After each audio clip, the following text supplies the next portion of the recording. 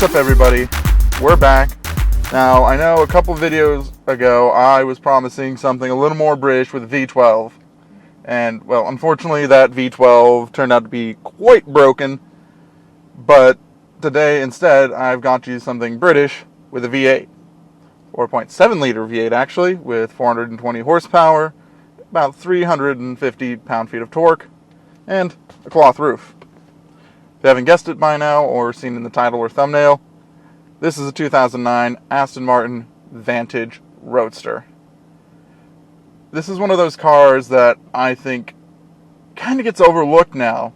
The values are pretty low. Early cars from 06, 07, 08, you can easily get those 30 to 50,000 all day long. 09 like this, probably 50 to 60, maybe pushing up into the 70s for some of the later models. Personally, I think this facelifted 2009 is the best one to get, because the new Vantage is great. I love driving it. But to me, this is just a more classic Aston Martin, and I absolutely can't wait to get it out on the road up here on these twisty roads and see how she handles. But before I do that, I do want to give a quick shout out to Mount Sledge. This is not a paid plug. This is just my homie hookup. The guy's a good friend of mine. It's a badass t-shirt, a bunch of other cool designs, some stickers, some mugs, all the rest of that. Go check him out, Mount Sledge. And yeah, if you like cigars like I do, if you like cars like I do, it's an awesome brand for you to check out. So, I'm going to go set up the outside camera, and then we're going to get out on this twisty road. See you in a minute. Alrighty then, out on the twisty roads in this Vantage, and the first thing I can tell you is, oh my god, this noise. I don't know if it's able to really come through on the mic, but this V8 is absolutely incredible. And I really did not expect it from this car, but it is so planted. I've driven a lot of cars on this road, as you guys know, and I've just driven a lot of cars in general. But of all the cars I've driven, this is one of the strangest experiences, because when you think Aston Martin, you think sort of you think fast and you think sporting, but you sort of think more of a gentleman's express as more of a sporting version of the Bentley Continental GT. But this car just wants me to be a complete hooligan. Like, everywhere I go, driving it just from the owner's house last night over to my cigar shop, I couldn't keep under the speed limit. This car just wants me to push and drive it like a complete maniac. And it's incredible. It feels extremely planted.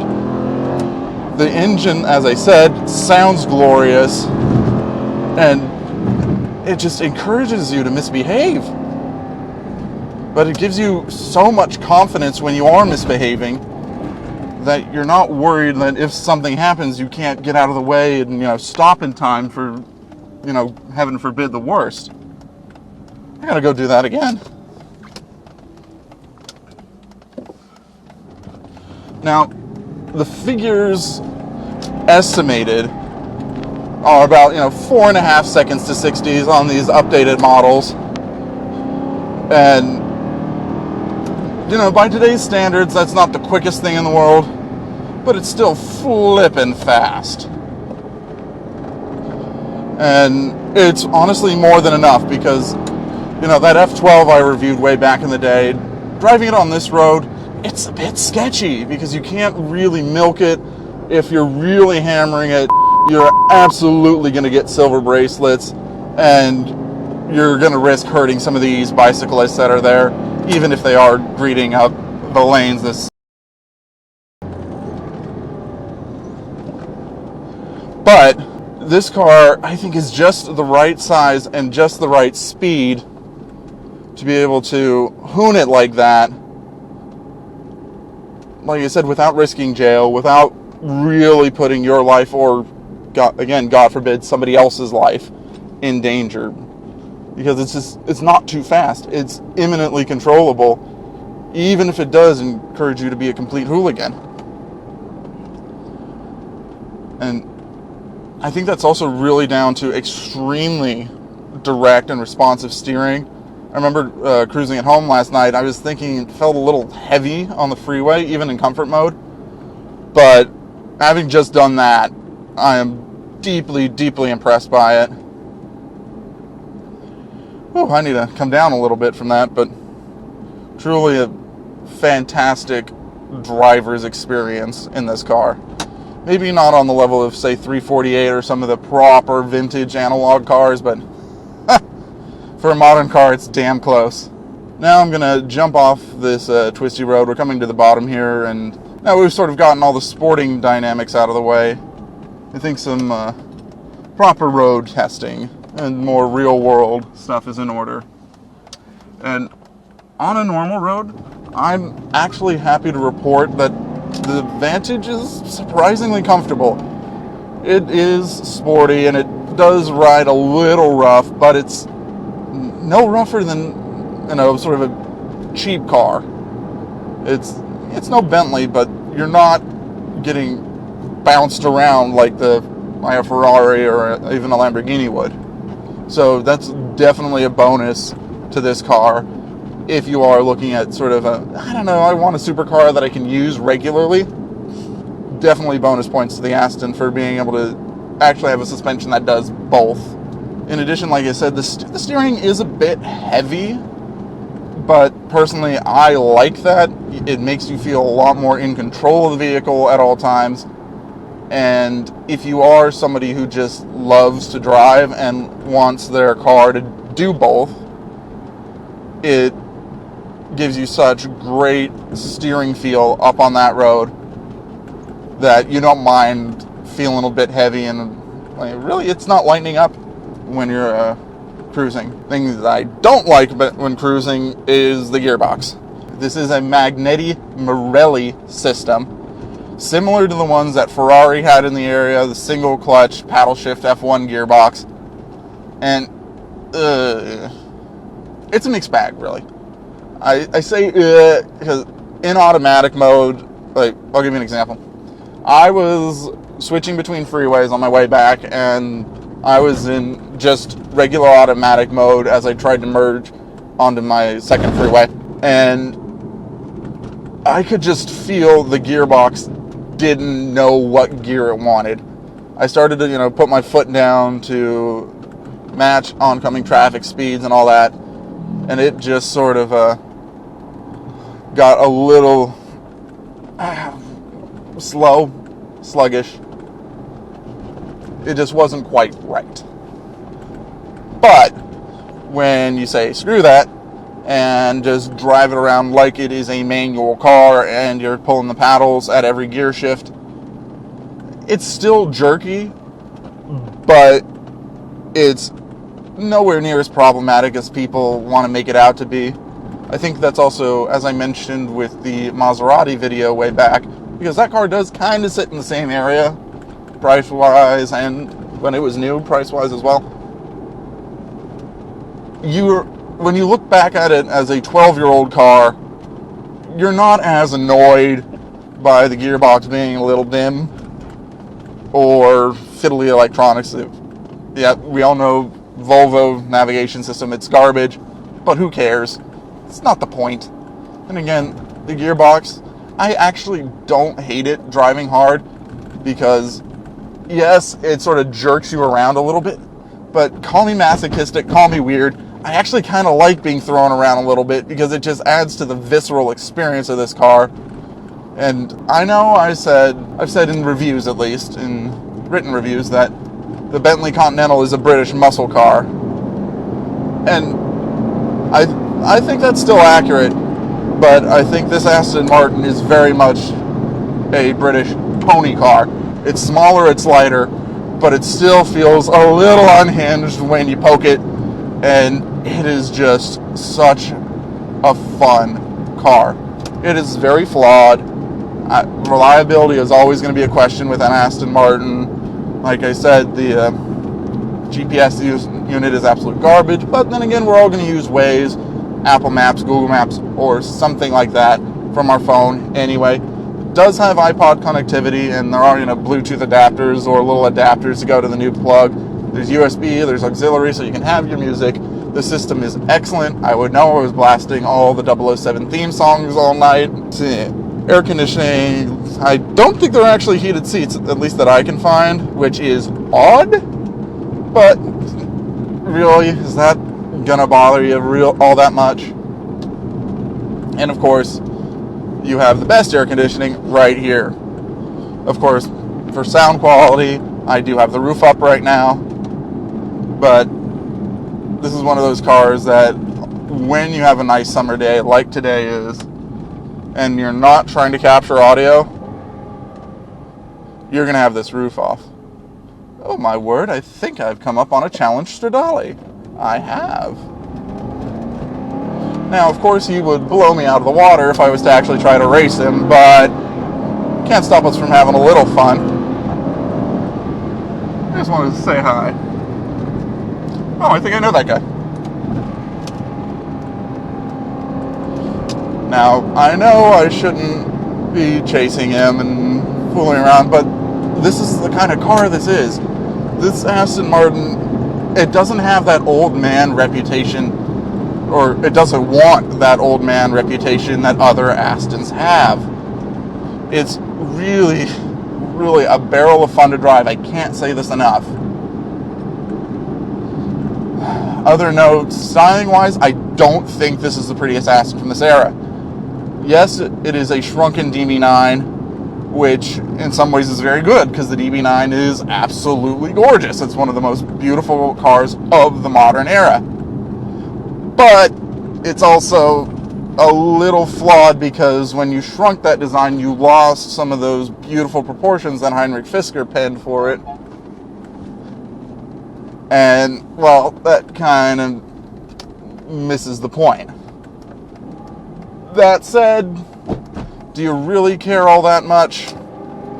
Personally, I'd say no. Other than that, I think this Aston is an excellent car for the money. Like I said, it does a very good job of being both. Because now if I can try to obey myself now that Ferrari isn't goading me on, it's quiet enough. Especially if you've got the radio going, you're not going to notice the tire noise or any of the wind noise around this, but if you're that worried about it, just get the coupe. It's comfortable enough that even if the transmission is a little, I could see myself, or generally respect anybody who wanted to daily this to work if they had to. And then on the weekends, you can turn it into the absolute hooligan machine that it is, and just go have an absolute blast. Now, like I said, this car, $50,000 is right about the money for this one. It's a little over 30,000 miles.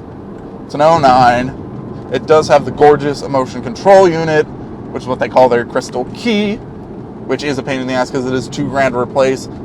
And sometimes it will stick in the dash, and not everybody knows that you have to just sort of be deliberate and push it all the way in with your foot on the brake to get it started, and they'll sit there ejecting it and pushing back in.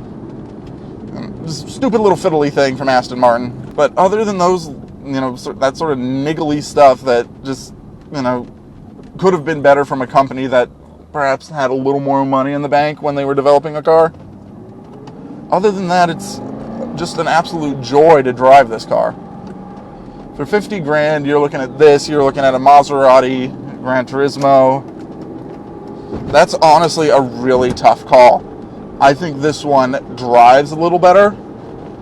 I think the Maserati is a little more comfortable on the freeways.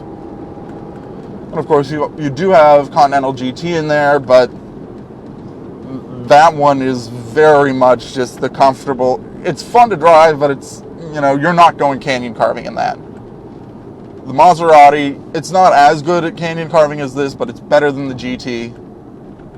This one's definitely the best canyon carver, but I think it doesn't compromise as much as one might expect it to.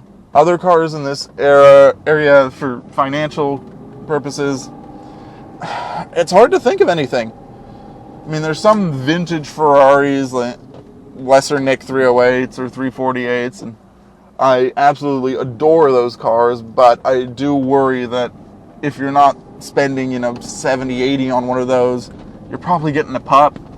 And if your budget is 50 grand, you're going to have a bit of a problem with one of those. Whereas this, you actually get quite a nice car for 50 grand. Honestly, I'm genuinely surprised by this car.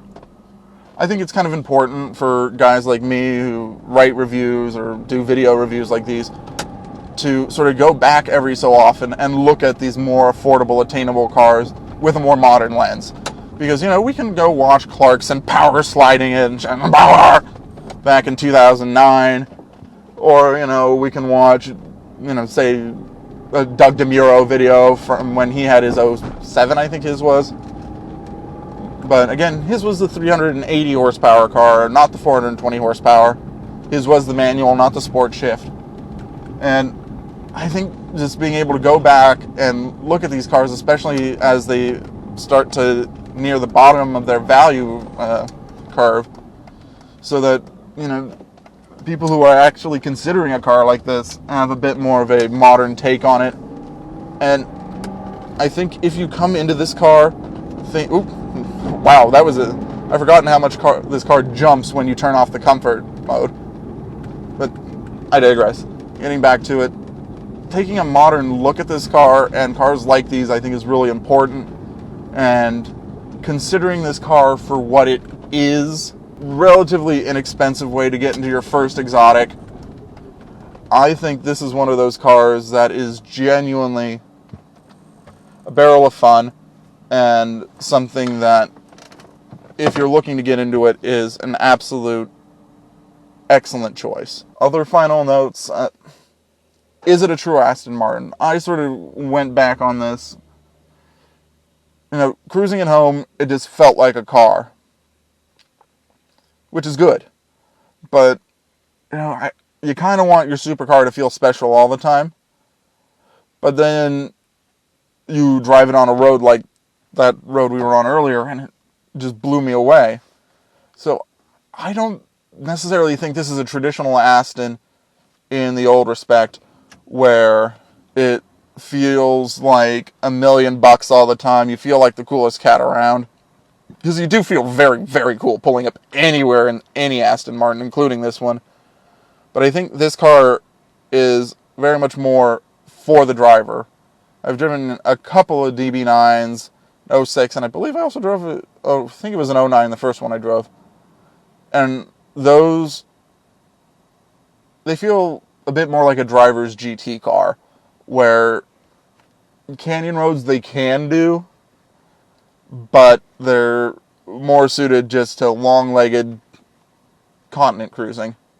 Where this car, it feels okay on the highway. It just sort of cruises around, nothing special. But god damn, when you get up into the canyons. And I think that's really the point of this car. It's a proper sports car from Aston Martin. Sounds amazing, drives very well. And, well, about $50,000. Anyone looking to buy a kidney? Anyway, I hope you enjoyed this review. I do have an article up on Drive Tribe on this car. Check the links below for those. Again, I will have a link as well to Mount Sledge. Not a product placement that was paid, just want to support my homie. Awesome designs if you are into cars and cigars like I am. And please do like, comment, subscribe as always. And keep an eye out for more videos to come.